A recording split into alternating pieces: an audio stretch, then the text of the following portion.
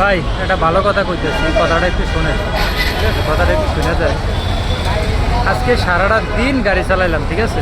সারাটা দিন গাড়ি চালাম, যে জায়গায় আমার কোনো ভুলই নাই, আমার কোনো ভুল নাই, ঠিক আছে? ওই সুরের বাচ্চায় আমার কাছ থেকে 200 টাকা চাইছে। ওর কি